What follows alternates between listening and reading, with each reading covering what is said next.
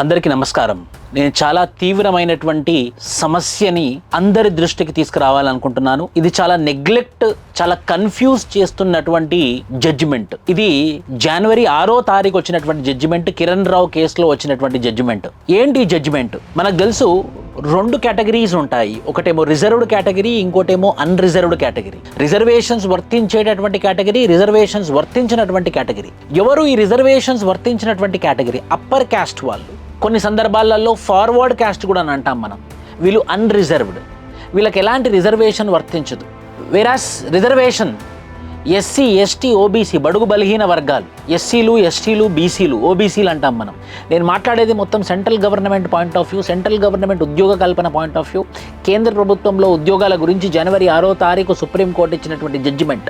ఇది చాలా తీవ్రమైనటువంటి సమస్య, చాలా తీవ్రమైనటువంటి విషయము.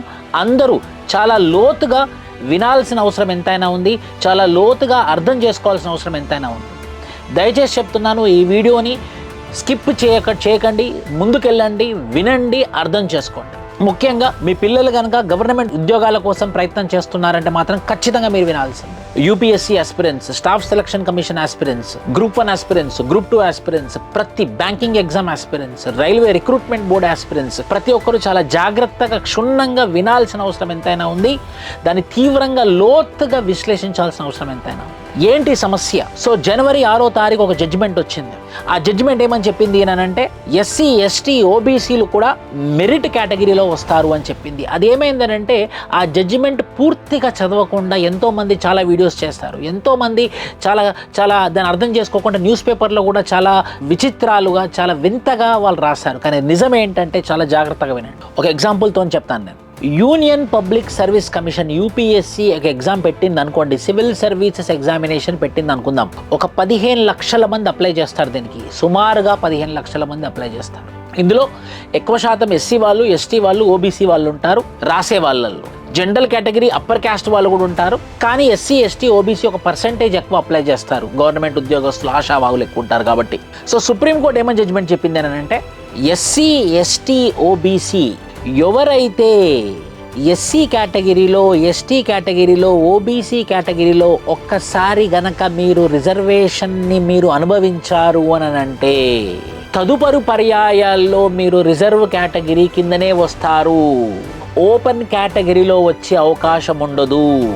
అంటే ఫర్ ఎగ్జాంపుల్, ఇప్పుడు మీరు యూపీఎస్సీ అప్లికేషన్ ఆన్లైన్లో ఫిలప్ చేస్తారు కదా. ఒక దళిత అభ్యర్థి, ఒక ఎస్సీ అభ్యర్థి ఉన్నాడు అనుకోండి. ఆ అభ్యర్థి ఎస్సీ అని పెట్టాడు అనుకోండి, ఎస్టీ అని పెట్టాడు అనుకోండి. ఆటోమేటికల్గా ఏమవుతుందనంటే యూపీఎస్సీ సివిల్ సర్వీసెస్ ప్రిలిమ్స్ ఎగ్జామినేషన్కి 100 రూపాయలు, 100 రూపీస్ ఎగ్జామినేషన్ ఫీజు ఉంటుంది. కానీ ఎస్సీ, ఎస్టీ అని మీరు ఎప్పుడైతే కేటగిరీలో పెడతారో ఇమీడియట్గా మీ ఫీజు 0 అయిపోతుంది. ఎందుకు అంటే మీరు ఎస్సీ, ఎస్టీ అని మీరు క్లెయిమ్ చేశారు కాబట్టి. సో ఆటోమేటికల్గా ఫీ అనేది 0 రూపీస్. ఎందుకంటే గవర్నమెంట్ యొక్క పాలసీ ఏంటంటే ఎస్సీ, ఎస్టీ అండ్ ఉమెన్కి చాలా సౌలభ్యాలు ఉండాలి, వాళ్ళకి ఎగ్జామ్ రాసుకోవడానికి ఎక్కువ అవకాశాలు ఉండాలి. సో ఫీజు కూడా ఎక్కువగా ఉండకూడదని చెప్పేసి 0 ఫీజు పెడుతుంది అన్నమాట.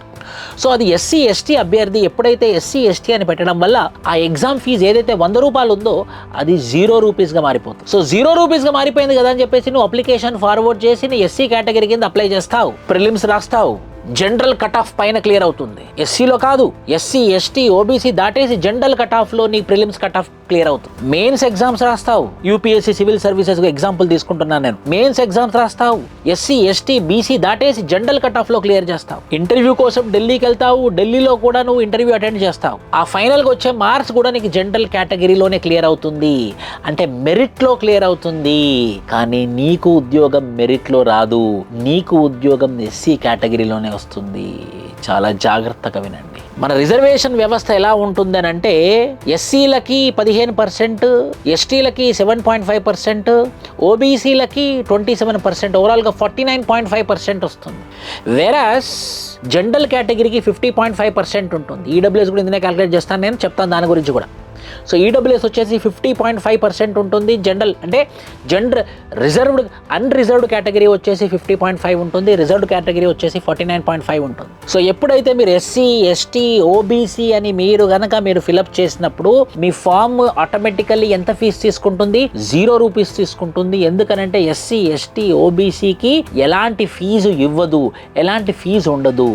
సో ఒక అభ్యర్థి ఏమనుకుంటాడంటే, ఎస్సీ ఎస్టీ ఓబీసీ ఇవ్వడం వల్ల నాకు ఎలాంటి ఫీజు లేదని చెప్పేసి అతను ఎస్సీ కేటగిరీ కింద ఫీజు ఏం కట్టకుండానే అప్లై చేస్తాడనమాట. కానీ వాడు చదువుకున్నాడు, మెరిట్ ఉన్నటువంటి అభ్యర్థి, ఒక దళిత అభ్యర్థి, మెరిట్ ఉన్నటువంటి అభ్యర్థి, ఒక ఆదివాసీ అభ్యర్థి, ఒక మెరిట్ ఉన్నటువంటి అభ్యర్థి, ఒక బడుగు బలహీన వర్గాలకు సంబంధించినటువంటి అభ్యర్థి, ఒక మెరిట్ ఉన్నటువంటి అభ్యర్థి ప్రిలిమ్స్ మెయిన్స్ ఫైనల్ రిజల్ట్లో కూడా జనరల్ కేటగిరీలో క్లియర్ చేసినప్పటికి కూడా ఆ అన్రిజర్వ్డ్ కేటగిరీలో 50.5 ఉంది కదా, ఆ 50.5లో అతను రాడు, ఆ 50.5% లోకి రాడు.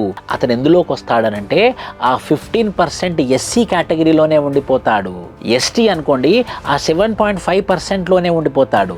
ఓబీసీ అనుకోండి 27%లోనే ఉండిపోతాడు. సో అతనికి జనరల్ కేటగిరీ తెలివి ఉన్నప్పటికీ, జనరల్ కేటగిరీ కట్ ఆఫ్లో క్లియర్ అయినప్పటికీ కూడా జనరల్ కేటగిరీ కింద రాడు, ఎస్సీలోనే లిమిట్ అవుతాడు.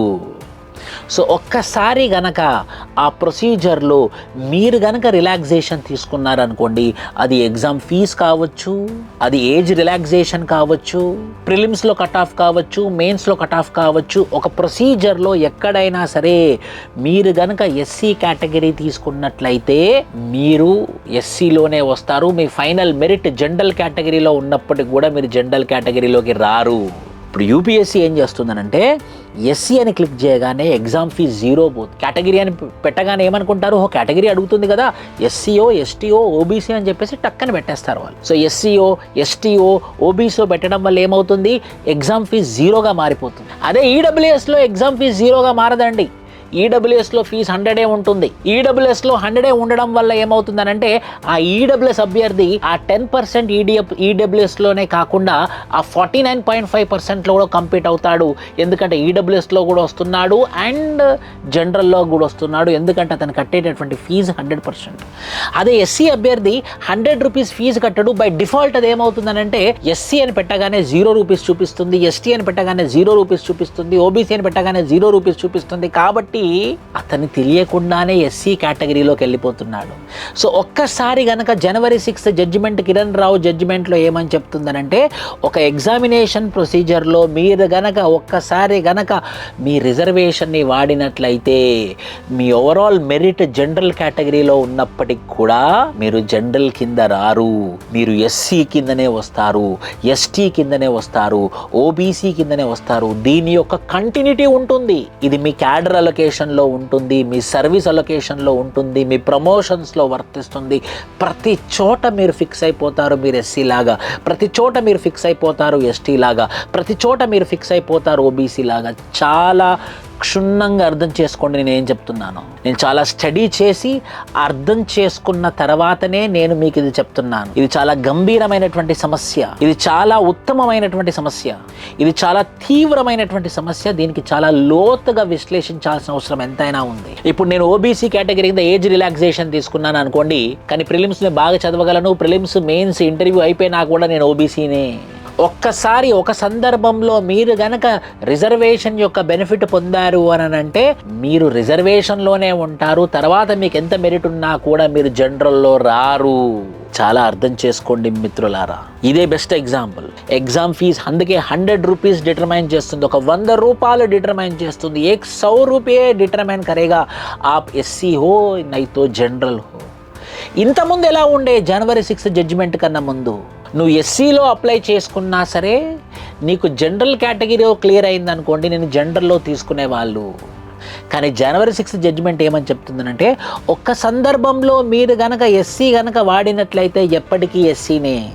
సో దీని ద్వారా అర్థమయ్యేదేంటి, ఆ 50.5% చెప్పకనే చెప్తున్నారు అది reserved only for upper caste లాగా.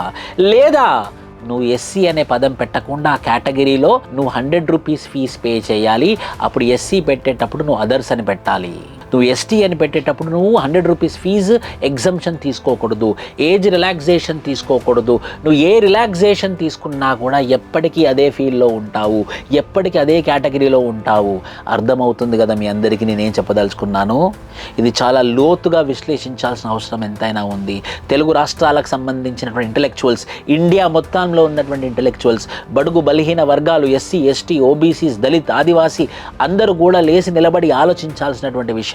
సో ఈ ఎంట్రీ అప్పుడు ఏదైతే ఈ అప్లికేషన్ ఫామ్ ఫిలప్ చేసేటప్పుడు ఏజ్ రిలాక్సేషన్ పొందేటప్పుడు మీరు కనుక తెలియక ఎస్సీ అని పెట్టేసి ముందుకు వెళ్ళిపోయారనుకోండి, ఎప్పటికీ ఎస్సీలోనే ఉంటారు, జనరల్ కేటగిరీలో రారు.